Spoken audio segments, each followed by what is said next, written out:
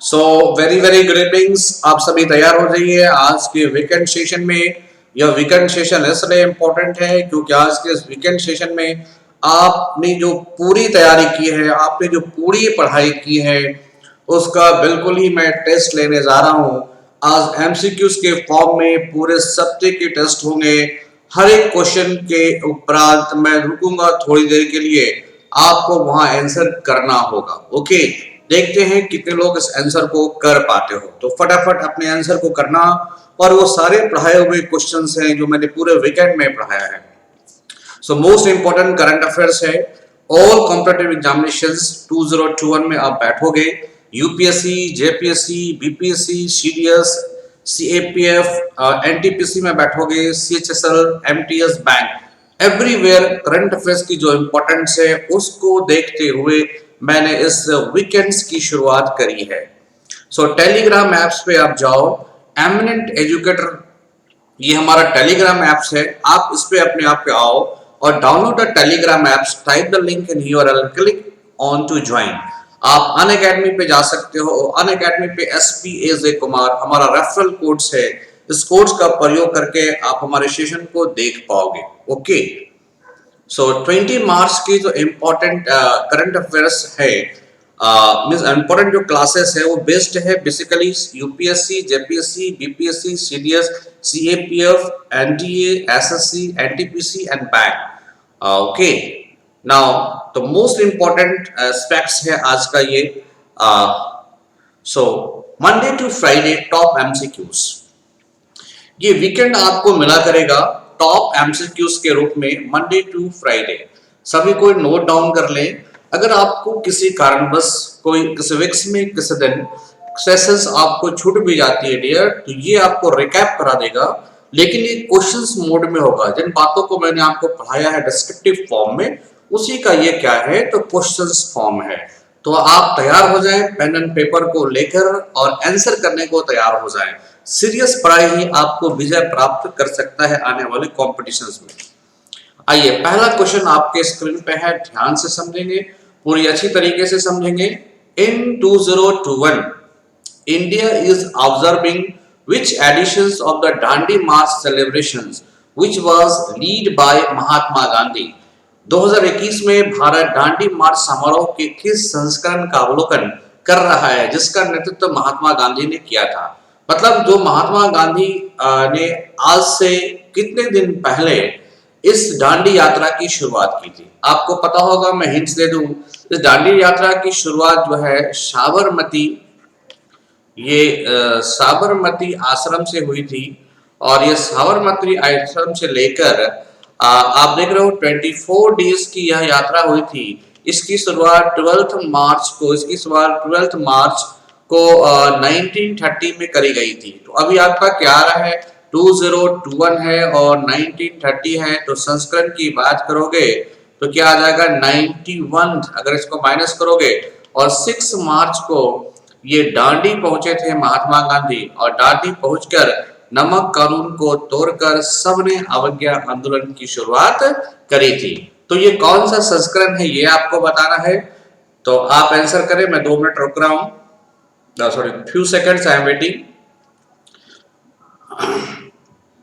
चलिए, ये रहा आपके स्क्रीन पे आंसर 91। तो महात्मा गांधी की जो संस्करण है वो 91 है। In on 12 March 2021 nations observed the 91st anniversary of the historic salt satyagrah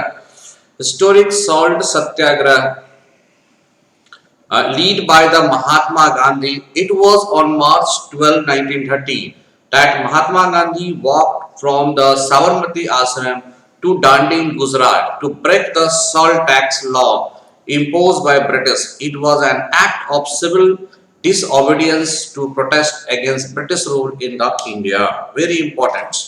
Next questions. The cabinet has recently approved to increases the FDI limit in insurance sector to what percentage?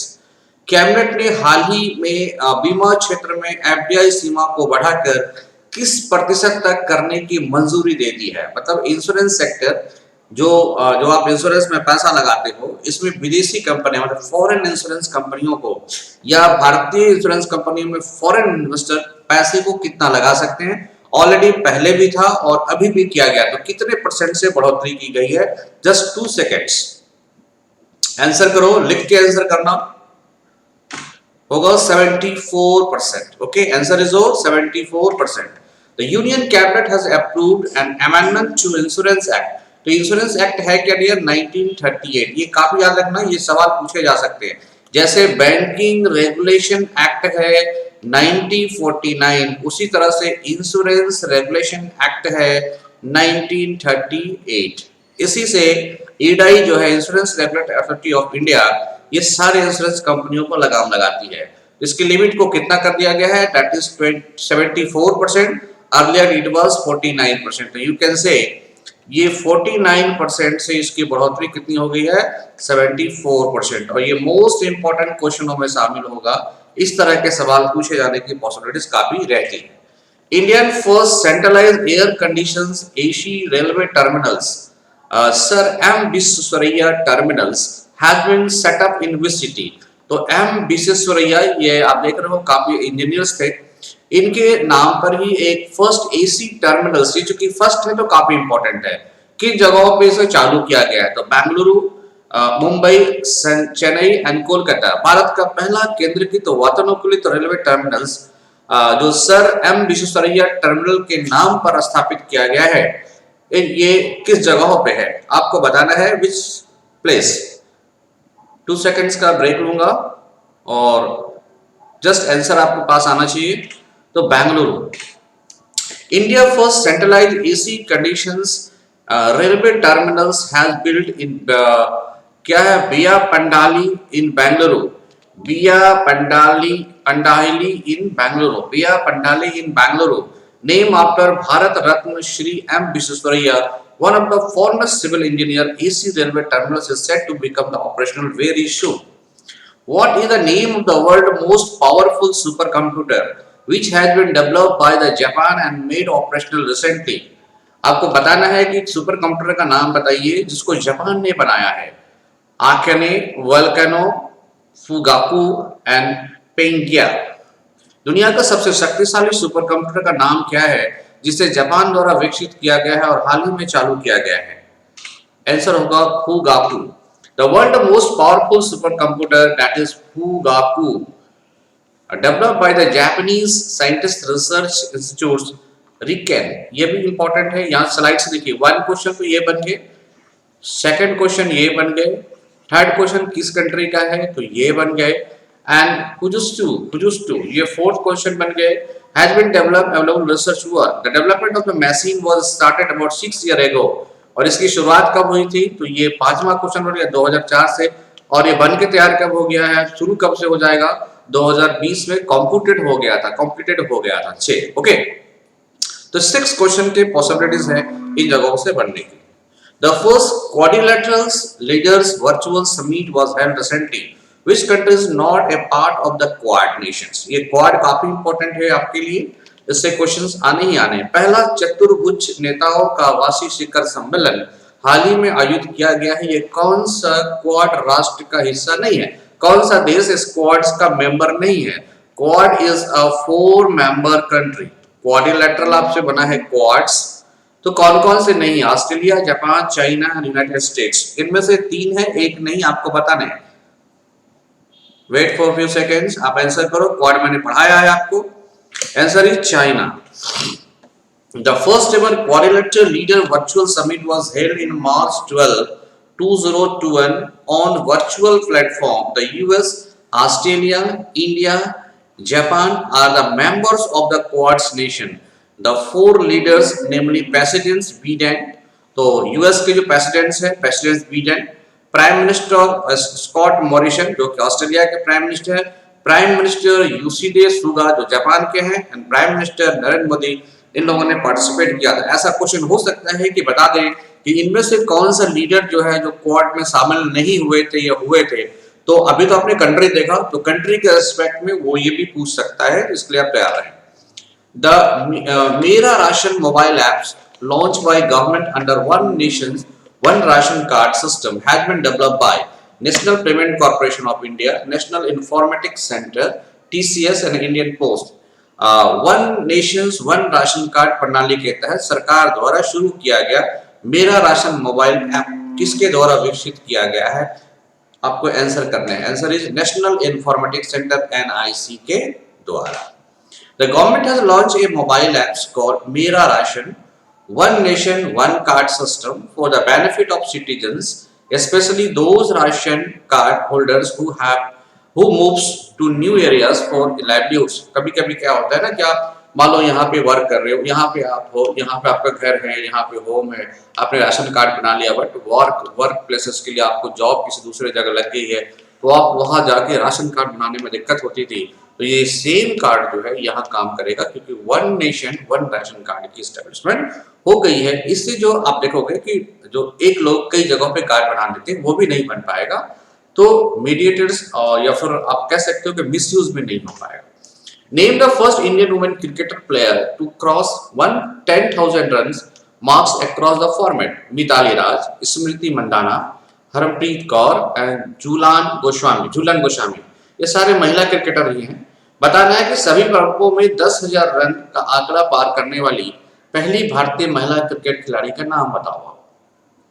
Mitali Raj, Smriti Mandhana, Harmanpreet Kaur, okay, Jhulan Goswami. Answer is your, wait कर रहा हूं आपके जवाब का, जवाब लिख के देते रहना फटाफट। Answer is your Mithali Raj, ये कैप्टन भी रह चुकी हैं। The Indian women cricket team captains Mithali Raj become the first Indian women cricketer and the second internationally to complete 10,000 run across the formats. Cabinet has approved the PMSSN as a single non-lapsable reserve fund for health to credit the share of health from proceeds of the health and education says. What does PMSSN stands for? Cabinet में स्वास्थ्य और शिक्षा उपकर के उपाय से स्वास्थ्य के हिस्से का श्रेय देने के लिए स्वास्थ्य के लिए एक गैर लैप्सेबल रिजर्व फंड के रूप में चालू किया। मतलब ये फंड कभी भी डिस्ट्रॉय नहीं होगा, ये रिजर्व फंड के रूप में रहेगा, specially for health and education के सेक्टर में। इसका नाम क्या है? तो प्रधानमंत्री स्वास्थ्य सुरक्षा निधि।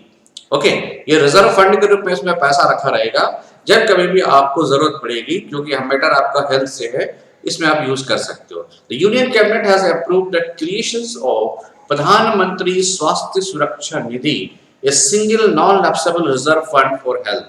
The share of health from the proceeds of health and education levied under the Section 136B of Finance Act 2007 will be credited to PMSSN. World Consumer Rights Day is observed on which day of the year? 14th March, 15th March, 13th March, 12th March.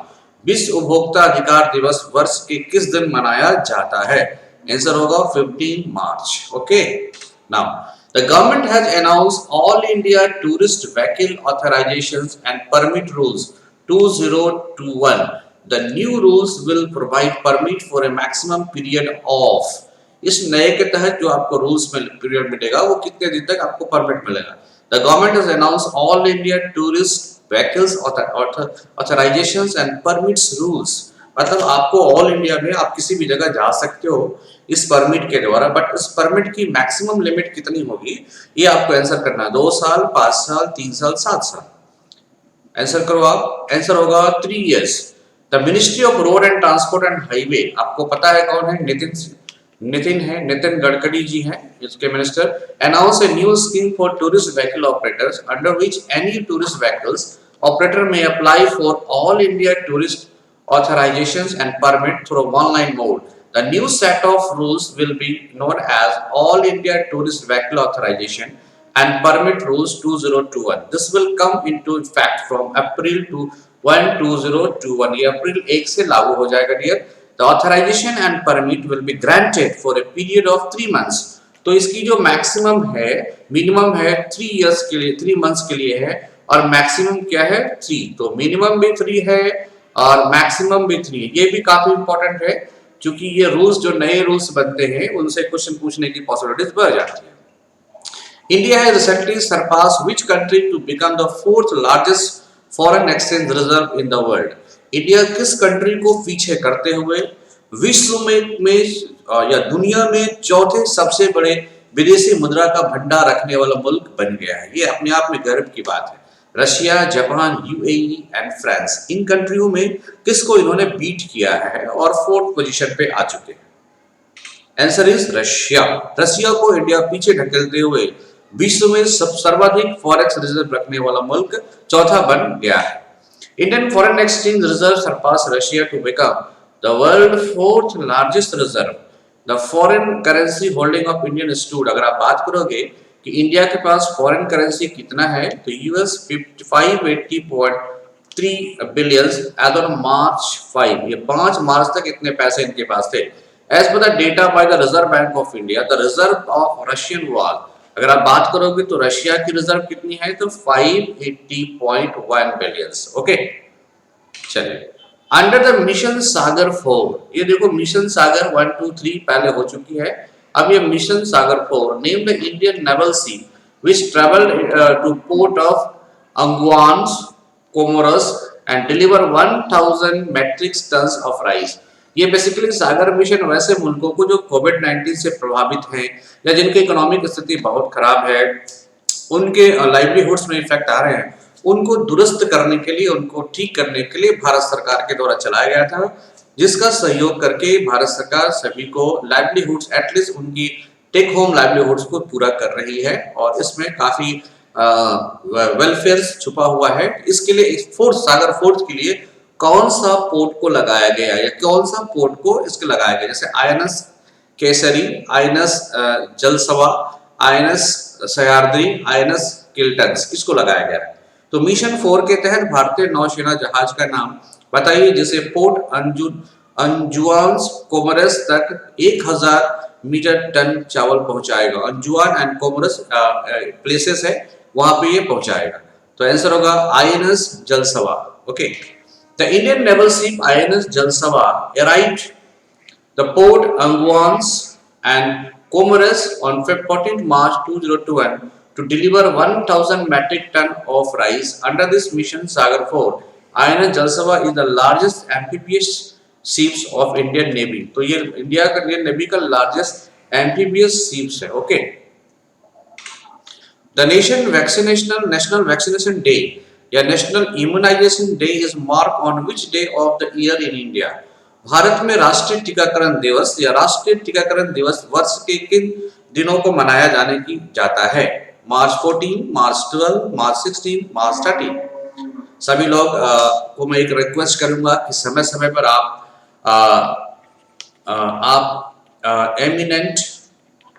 Eminent educator, ये जो eminent educator है, इसको आप लोग subscribe करते रहो ताकि हमारे रीच जल्द से जल्द 1000 के आसपास पहुंच जाए। Very soon we will achieve this targets by your supports. तो बस आपसे बस इतना चाहता हूँ, व्यू करें, लाइक करें और सब्सक्राइब करें और बेल आइकन को जरूर दबाइए। ओके, आंसर करने हैं आपको कि 14 मार्च, 12 मार्च, 16 मार्च और 13 मार्च। आंसर होगा 16 मार्च। The national vaccination day also called the national immunisation day, इसी का नाम क्या है, नेशनल इम्यूनाइजेशन डे भी है, is celebrated every year on March 16 in India to convey the importance of vaccination to the entire nation. The day was first observed in 1955. ये पहली बार कब ऑब्जर्व हुआ था? 1995। Name the new grievances and redressal features launched by NPCI on Bheem UPI apps for the users. उपयोगकर्ताओं के लिए Bhim UPI app पर NPCI द्वारा शुरू की गई नई शिकायत निवारण सुविधा को का नाम बताएं। UPI help, UPI aid, UPI boost, UPI assist. Answer होगा UPI help. The national payment corporation of India, the umbrella entity of for digital payment in India, has launched a new application named UPI Help on Bheem UPI, which will act as a grievances redressal mechanism for the users of the Bheem application. Which country has taken over Saudi Arabia to become the second largest oil supplier of India as February 2021? फरवरी 2021 तक का ये data है कि भारत के दूसरे सबसे बड़े तेल आपूर्तिकर्ता बनने के लिए किस देश ने सऊदी अरब को अपने कब्जे में ले लिया या अपने से पीछे कर लिया? Japan, United States, UAE and Israel. Answer होगा United States. The foreign exchange reserve of India which is the largest in the world as per the recent data of IMF. तो विश्व में सबसे ज्यादा, अभी आपने देखा था इंडिया 4th रैंक पे है, ओके, इससे पहले रशिया था, मींस रशिया आपका 5th रैंक पे पहुंच गया है। तो फर्स्ट रैंक पे कौन है? China, Japan, Switzerland and Singapore. Answer होगा चाइना। ओके, ओवरऑल चाइना है the largest reserve followed by Japan. तो नंबर 1 पे चाइना है, फिर जापान है, फिर स्विट्जरलैंड है, ओके, एंड 4th में कौन आ गया? India, as on the international monetary fund table. तो आप देखो चाइना, जापान, स्विट्जरलैंड, फिर इंडिया। ओके, तो इंडिया एक, यहाँ पे रशिया था, यहाँ पे इंडिया के बैठ पड़ा है, और यहाँ पे क्या होगा? रशिया। तो काफी इंपॉर्टेंट है आप सबों के लिए, बेहतरीन क्वेश्चनों का ये संगम है। जस्ट लाइक और सब्सक्राइब करना ना भूलें। Which country is the largest crude oil supplier to India? India को लार्जेस्ट क्रूड ऑयल सप्लायर कौन कर रहा है? आंसर ऑलरेडी आपके पास है, इराक।